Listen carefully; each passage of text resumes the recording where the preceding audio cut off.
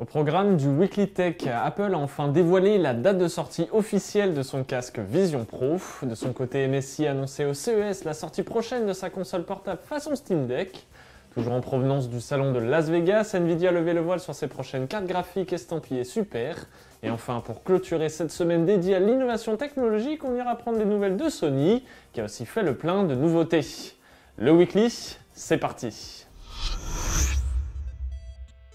C'est bon, après des mois et des mois de rumeurs, Apple a annoncé ce lundi 8 janvier que son casque Vision Pro sera disponible à partir du vendredi 2 février dans tous les Apple Store aux États-Unis et en ligne sur le site web de la pomme, toujours aux États-Unis. Pour ceux qui ne seraient toujours pas au courant de quoi il est question, le Vision Pro est un ordinateur spatial révolutionnaire qui transforme la manière dont les gens travaillent, collaborent, se connectent, revivent des souvenirs et apprécient le divertissement. Lors de sa première présentation en juin 2023, Apple nous expliquait que le Vision Pro était capable de fusionner de manière transparente le contenu numérique avec le monde physique et de débloquer de puissantes expériences spatiales via Vision OS, contrôlées par les entrées les plus naturelles et intuitives possibles, les yeux, les mains et la voix de l'utilisateur. De plus, nous savons aussi qu'un tout nouveau App Store offrira aux utilisateurs un accès à plus d'1 million d'applications compatibles avec iOS et iPadOS, ainsi que de nouvelles expériences exploitant les capacités uniques de Vision Pro. Dans la foulée de l'annonce de la date de sortie de son casque de réalité étendue, Apple a aussi publié en ligne la première publicité officielle intitulée Get Ready. Dans celle-ci, les extraits de films et de séries télévisées s'enchaînent et présentent des personnages en train de revêtir des lunettes, des casques ou encore des masques.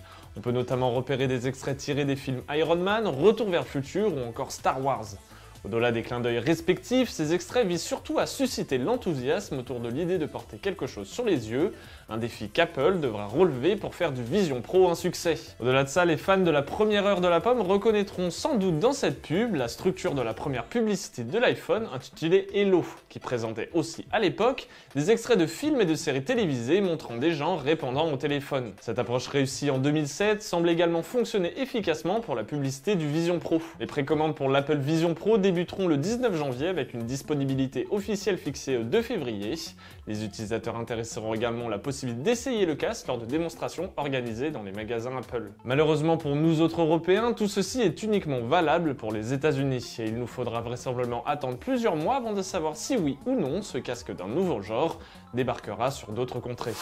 Comme beaucoup d'autres marques, le fabricant de PC bien établi MSI a fait sensation au CES 2024 en présentant une large gamme de produits. Et la chose la plus intéressante qu'il nous a été donné de voir est sans aucun doute sa prochaine console portable, la Klo. Conçue pour rivaliser avec le Steam Deck de Valve et la ROG Ally d'Asus, la Klo est alimentée par la nouvelle gamme de processeurs Intel Meteor Lake Core Ultra qui offre, selon MSI, des performances exceptionnelles. De ce que l'on sait, la Klo sera déclinée en 3 modèles allant de $699 à $799, le modèle de base offrant un Core Ultra 5 et 512 Go de stockage. Au milieu de ses adversaires, la Klo de MSI se distingue par plusieurs caractéristiques notables. Premièrement, elle est dotée d'un processeur Intel prenant en charge la technologie de suréchantillonnage Intel XeSS, promettant une expérience de jeu fluide sur les titres AAA. Ensuite, sa batterie de 53 Wh, la plus grande de sa catégorie, devait être capable de lui offrir une autonomie de 2 heures en pleine charge, tandis que le système de refroidissement avec des évents d'air 50% plus grands que ses concurrents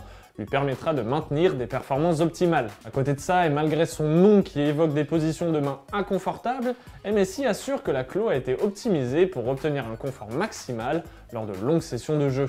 Niveau mensuration, elle pèse 675 grammes, ce qui la classe juste au-dessus du Steam Deck d'origine et mesure 294 mm de large, 117 mm de haut et 21,2 mm d'épaisseur.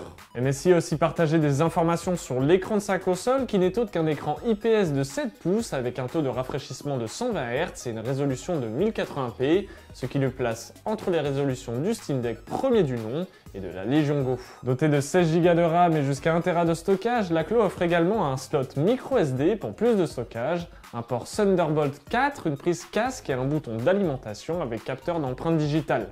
Côté software, à l'instar de la ROG Ally, la Klo fonctionne sous Windows 11 avec un logiciel MSI dédié pour des raccourcis pratiques vers les jeux et les différentes bibliothèques. Petit plus, le fabricant annonce également la prise en charge des jeux Android via son App Player.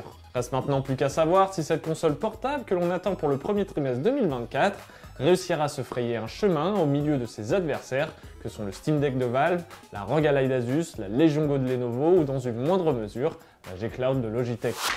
Comme de nombreuses marques du monde de la tech, Nvidia a profité du CES de Las Vegas pour lever le voile sur ses futurs produits et notamment ses prochaines cartes graphiques. Et même si les caractéristiques de ces nouveaux GPU étaient devenues un secret de polichinelle au fil des derniers mois, les RTX 4070 Super, 4070 Ti Super et 4080 Super ont tout de même eu le droit à leur présentation en grande pompe lors du plus grand salon au monde dédié à l'innovation technologique. Pour la petite histoire, Nvidia avait choisi de ne pas intégrer de cartes Super dans sa génération précédente, les RTX 30. Il faut ainsi remonter en 2019 avec les RTX de la série 20 pour trouver les premières GeForce RTX Super. Les nouvelles versions Super de la génération actuelle font leur apparition près d'un an et demi après l'annonce des premières GeForce RTX de la série 40 qui exploitent l'architecture Ada Lovelace. Pour cette nouvelle vague de cartes graphiques, Nvidia a donc jeté son dévolu sur l'amélioration de 3 de ses GPU déjà existants. La plus impressionnante des 3, la RTX 4080 Super qui tire parti de 10 240 cœurs CUDA comparé aux 9728 de la version non Super. De plus, la nouvelle élue de Nvidia intègre un GPU Ada 103 complet contrairement à la RTX 4080 qui était privée de quelques unités. En ce qui concerne la fréquence, la RTX 4080 Super est à peine 2% plus rapide en fréquence boost. La configuration mémoire reste inchangée avec toujours 16 Go de VRAM GDDR6X sur un bus 256 bits.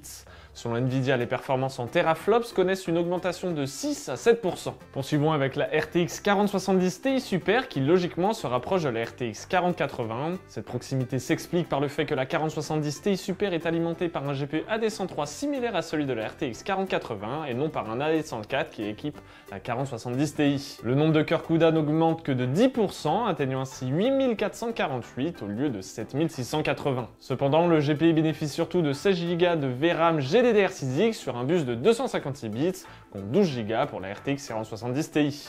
Pour celle-ci, le nombre de teraflops connaît une hausse d'environ 10%. Enfin, on termine avec la RTX 4070 Super qui s'intercale entre la RTX 4070 et sa version Ti. Nvidia conserve presque les mêmes caractéristiques mais accroît de 21,7% le nombre de cœurs CUDA de son GPU, atteignant ainsi 7168. Les performances suivent la même tendance que le nombre de cœurs CUDA avec une augmentation entre 22 et 24% des teraflops pour les shaders, le ray tracing et les tensors. Pour finir en beauté, laissez-moi vous parler du prix et de la date de sortie de ces 3 nouveaux modèles.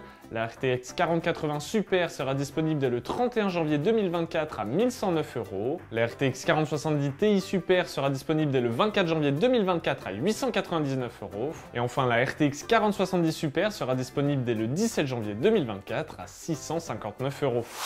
Le CES 2024 a été le théâtre de quelques conférences intéressantes, de la révolution de la voiture modulaire de Kia au projet de rénovation de la maison par l'IA de Samsung, ou encore en passant par les nombreuses annonces de Nvidia. Toutefois, l'une des entreprises qui s'est le plus distinguée est sans doute Sony. Et si la marque Nippon a fait parler d'elle, c'est notamment grâce à Afeela, une voiture électrique issue d'une collaboration avec Honda. Celle-ci représente la tentative de Sony de pénétrer le marché des véhicules électriques en intégrant étroitement ses divers vecteurs de divertissement. Le véhicule propose ainsi des films, des émissions de télévision et des jeux directement sur sa console de divertissement. De plus, la voiture est équipée de 45 caméras et capteurs avec un écran intégré dans le pare-choc avant pour transmettre des informations aux autres véhicules et aux piétons. Cerise sur le gâteau, la voiture peut même être contrôlée par une manette DualSense. Comme vous, on ne sait pas vraiment à quoi ça sert, mais il faut bien reconnaître que c'est plutôt cool. Pour ceux qui se posent la question, Sony indique que les clients pourront précommander Afeela en 2025 avec une expédition prévue en 2026. Au rayon des annonces, Sony a aussi profité du CES 2024 pour se lancer dans la réalité mixte avec un casque à venir développé en collaboration avec Siemens. Prévu pour 2024, ce casque vise les créateurs de contenu et les professionnels. Il sera alimenté par la puissante puce Snapdragon XR2 Gen 2 de Qualcomm et présentera des écrans micro-OLED pour une résolution 4K. Malgré l'absence de nom officiel, Sony le décrit comme un système de création de contenu spatial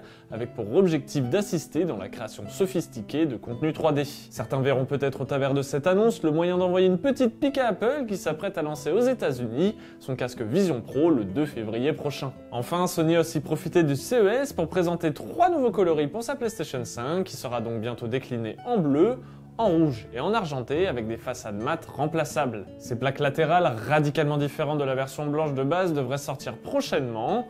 De plus, à en croire les bruits de couloir émanant du salon, ces éléments de personnalisation seront vendus à partir de 54,99 $. Pour ce qui est du prix en France, il faudra probablement garder la même valeur nominale, mais en euros, comme c'est souvent le cas avec ce type de produit. Le Weekly Tech, c'est déjà fini, rendez-vous la semaine prochaine.